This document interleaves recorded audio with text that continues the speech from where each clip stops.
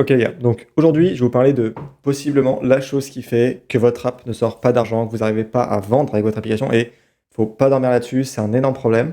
Donc on va voir aujourd'hui c'est quoi les choses que nous on a mis en place chez Speedfly pour réussir à sortir de ce problème, les erreurs qu'on a fait et surtout on a dû passer avec Paul, mon cofondateur, des dizaines d'heures, si ce n'est des centaines je dirais même, à analyser plein d'onboarding de différentes applications, à savoir c'est quoi exactement les mécanismes qu'on retrouve dans toutes les applications qu'on voit partout sur les réseaux qui font que elles impriment du cash, qui font que tous les mois, ils ont du MRR, etc. On a parlé avec plein d'entrepreneurs de SaaS très connus qui ont tous dit la même chose. Donc, je vais vous donner aujourd'hui la clé qui vous permet justement d'avoir un onboarding qui va convertir, qui va faire que vos utilisateurs vont souscrire à votre offre premium et donc que votre application va fonctionner. Donc, la première chose, et c'est là où tout se joue, c'est de repenser d'arrêter de croire que l'onboarding, c'est juste un endroit où votre utilisateur va configurer ses permissions, configurer ses accès, mettre son compte, etc., donner son email. C'est là où tout le monde fait l'erreur qui tue absolument tous les SaaS que je vois. C'est-à-dire que les gens passent beaucoup de temps sur leurs produits, mais ils passent beaucoup moins de temps à configurer, à faire un onboarding qualitatif. Donc quand je parle de qualitatif, j'entends pas faire la plus belle UI ou faire même le truc le plus smooth, etc. J'entends juste faire quelque chose qui va convaincre votre utilisateur et le convaincre finalement que votre produit, c'est exactement ce qu'il a besoin et c'est maintenant qu'il en a besoin et il a absolument besoin de sortir la carte bleue car c'est quelque chose d'exceptionnel. Et en fait, le premier problème à prendre en compte, c'est de changer sa conception d'un onboarding et de se dire, en fait, finalement, mon onboarding, c'est pas juste un truc qui me permet à l'utilisateur de configurer son produit, pas du tout, c'est un funnel de vente. Là, mon onboarding, c'est le point d'entrée, on dit le top of funnel, qui va me permettre, en tant que développeur d'application, de convaincre mon utilisateur que mon application est faite pour lui et que mon premium vaut le coup et qu'il devrait payer maintenant, etc. Donc, comment on fait ça ? On a regardé plein de stratégies de différentes applications, différents onboarding, etc. Il y en a deux qui ont retenu notre attention, c'est Opal et Kalei. Donc pourquoi Opal ? Pourquoi Kalei ? Parce qu'ils sont très bons sur jouer sur la douleur et l'urgence que vous devez absolument prendre leur premium maintenant. Imaginons, je prends l'exemple d'Opal. Opal, vous allez passer littéralement 10 minutes à donner toutes vos datas à l'application. Combien de temps vous passez par jour sur votre téléphone ? Est-ce que vous voulez arrêter dans 1 mois, 2 mois ? Combien de temps vous voulez récupérer, etc. Et grâce à ça, en fait, Opal va établir un profil, ils appellent ça, on est d'accord, c'est rien derrière, c'est juste du marketing. Va établir un profil et donc va vous annoncer que dans la situation actuelle, c'est très grave, vous êtes en train de perdre 20 ans de votre vie à scroller sur votre téléphone. Et donc dans la slide suivante, mais heureusement, Opal est là pour vous aider et on va pouvoir récupérer 6 ans de votre vie. Et c'est là où, vu que le chiffre, en fait, il est choc, 20 ans, c'est énorme sur une vie. Et c'est là où vous dites, ah ouais, finalement, quand même, si Opal, il peut me faire récupérer 6 ans, ça doit valoir le coup. Et donc, vous continuez l'onboarding et vous êtes toujours en tête de ce chiffre. Et là, Opal part dans un processus de personnalisation avancé où il va vous demander encore plus d'informations. Donc, à la fin, vous avez passé au moins 15 minutes à faire un onboarding. Donc, vous pensez que l'application, voilà, ça y est, elle est exactement configurée pour vous. Le moins de paramètres est ajusté. C'est la clé qu'il vous faut. Et les chiffres, ils viennent retaper dans votre mental en vous disant, regarde, tu es en train de perdre tout ce temps-là. Tu viens de configurer un truc de ouf. Ça attend plus que toi. Et c'est à ce moment-là qu'on sort un paywall. Parce que l'utilisateur est prêt, l'utilisateur a passé du temps sur votre application et l'utilisateur a pris un chiffre choc. Et donc là, il y a beaucoup plus de chances qu'ils convertissent. Alors, je ne vous dis pas que tout le monde va convertir, mais statistiquement, vous allez augmenter votre taux de conversion. Et donc, on vient au deuxième point, c'est de mettre un paywall. Parce que vous pouvez passer tout ce temps-là à configurer quelque chose, s'il n'y a pas de paywall à la fin, ça ne sert à rien.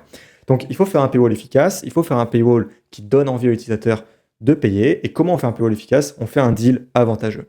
C'est-à-dire qu'on fait une one-time offer et faire sentir à l'utilisateur que voilà, il est bête s'il refuse, qu'il va avoir cette offre qu'une fois et que c'est absolument maintenant qu'il en a besoin. Donc ça peut passer par soit faire une réduction du paiement mensuel, c'est-à-dire passer de 12,99 à 9,99, soit faire un deal yearly, donc tous les ans, avantageux, où la place de payer 100 € par an, il va en payer 59 par exemple. Et donc là, l'utilisateur va se dire, ah ouais, j'ai passé du temps, en plus j'ai un chiffre énorme que je ne pensais pas, et en plus j'ai un deal avantageux, ça a plus de chances de convertir. C'est exactement la même chose que fait Kalei et plein d'autres applications qu'on a pu voir. Par exemple, on a analysé une application qui s'appelle Punchlines qui juste montre des citations motivantes générées par IA. Ça fait plusieurs dizaines de milliers d'euros par mois sur l'App Store et c'est exactement le même processus qui suivent. Et si vous analysez toutes les applications, tous les SaaS, ils suivent exactement ce processus et c'est comme ça qu'ils arrivent à avoir du cash upfront. Et on peut se dire qu'on peut essayer de convaincre notre utilisateur à l'utilisation de payer. Par exemple, c'est ce que fait ChatGPT. ChatGPT, il n'y a pas de hard paywall, c'est simplement vous utilisez, il y a des limitations qui, au bout de 6 mois, vous allez vous dire ah oui, finalement, peut-être que ça vaut le coup que je paye ChatGPT+. Comme moi, ça m'est arrivé et je le paye maintenant tous les mois. Et OpenAI a exactement pour ça cette stratégie. Et donc, comme vous n'êtes pas OpenAI, vous n'avez pas des milliards sur la table, vous n'avez pas des investisseurs derrière vous pour l'instant, et bien vous devez récupérer du cash upfront, ce qui va vous permettre du coup de pouvoir calculer votre ROI sur vos publicités et d'injecter plus en publicité. Donc, vous savez que pour $1 injecté, vous allez en sortir 3, par exemple. Et c'est comme ça qu'on fait pour scaler un SaaS et pour finalement développer vraiment quelque chose qui va vous ramener et faire une petite machine à cash pour le début avant que ça devienne quelque chose de grand. Donc, c'est ça les piliers. Il ne faut pas du tout avoir peur de faire un onboarding qui peut être un peu plus long, de faire une configuration profonde adaptée à l'utilisateur, que lui faire penser que l'app est fait pour lui. Il ne faut pas avoir peur de mettre un paywall et il ne faut pas avoir peur de baisser un peu ses prix. Il vaut mieux baisser ses prix de 50% et avoir 3 fois plus de gens qui payent que de garder un prix et avoir personne qui vous donne de l'argent. Donc voilà, c'est les piliers, ce qu'on est en train de mettre en place avec Speechly, c'est ce que beaucoup de gens mettent en place. Donc voilà, et je pense que ça révèle un problème bien plus profond qu'on voit maintenant sur tous les mecs qui lancent des SaaS ou tous les mecs qui lancent des business. C'est pourquoi personne n'applique ces conseils-là, parce que ça requiert d'investir globalement. Donc ça requiert de mettre des ads, de mettre de l'influence, de potentiellement prendre des designers pour faire les choses bien. Et les gens maintenant, ils veulent absolument faire des choses à zéro coût parce que, entre guillemets, ils ont peur d'investir $1 dans leur application parce que peur de risque. Donc vous devez arrêter de penser comme ça, dire que maintenant voilà, c'est un vrai business, votre SaaS c'est un business, et je connais aucun business qui a réussi à faire le moindre euro sans investissement, ça n'existe tout simplement pas. Et pour moi, trust du contenu organique où vous connaissez pas l'output de votre input, vous savez pas, vous mettez une vidéo, mais vous savez quasiment rien de ce qu'elle va faire. Vous savez pas qui l'algorithme target, vous savez pas combien ça va faire de reach, et vous savez encore moins combien de downloads ça va faire. Donc c'est pas du tout prédictible, et un business qui n'est pas prédictible, c'est un business qui va se foirer.